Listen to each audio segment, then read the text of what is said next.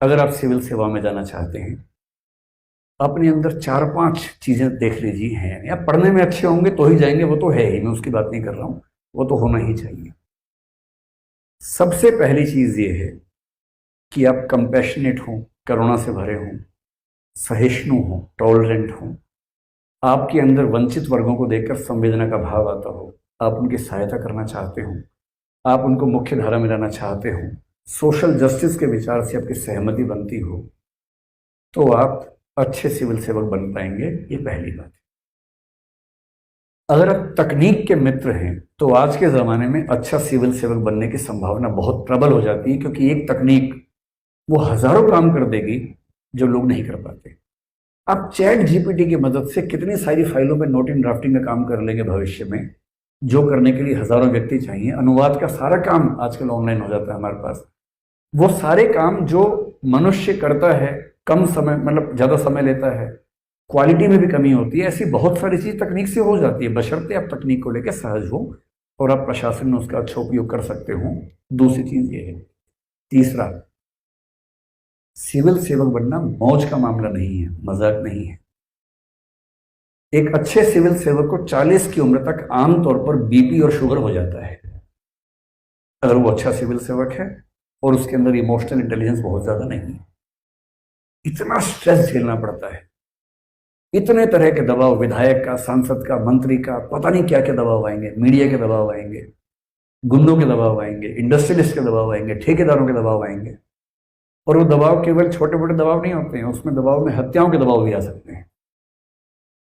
अगर इन सब दबावों को नहीं झेल पाते हैं, उतना साहस नहीं है, फोर्टिट्यूड नहीं है, संघर्ष करने की क्षमता नहीं है, पेशेंस नहीं है, परसिस्टेंस नहीं है, तो सिविल सेवक आसान रास्ता नहीं। तब उससे बेहतर है कि हम किसी निजी उद्यम में जाएं, किसी और नौकरी में चले जाएं।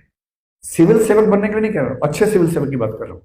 अच्छा सिविल सेवक बनना है और आप चाहते हैं कि जिस दिन आपका ट्रांसफर हो तो जनता सड़कों पर खड़ी हो जाए, तो उसके लिए सब करना पड़ेगा।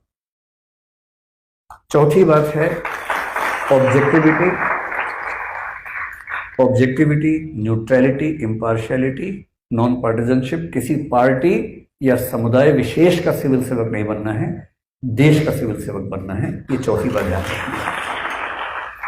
और पांचवी बात तो सबसे बेसिक है, वो ईमानदारी है, इंटीग्रिटी है, प्रोबिटी है। यानी आपको कोई विभाग दिया गया है तो सरकार निश्चिंत हो कि इस व्यक्ति के होते हुए कुछ गलत नहीं हो सकता, और ऐसे सिविल सेवक होते हैं। मैं केवल एक आखिरी एग्जांपल देके बात समाप्त करता हूं।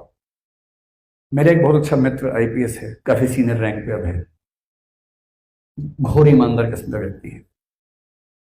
अच्छी बात क्या है उसके साथ, वो किसी पार्टी का सगा नहीं है, क्योंकि वो नॉन पार्टिजनशिप के मूल्य पे चलता है।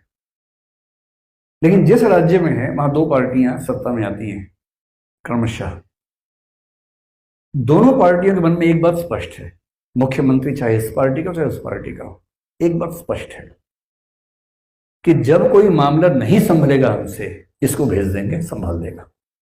क्योंकि उनको भरोसा है 2-3 बातों का। पहला, इतना योग्य है कि हर प्रॉब्लम सॉल्व कर सकता है, इतना ईमानदार है कि कोई इसको करप्ट कर नहीं सकता, इतना मजबूत है कि कोई इसको झुका नहीं सकता। आईएएस आईपीएस बनने का मजा तब है जब इतिहास आपको याद करे इस रूप में। और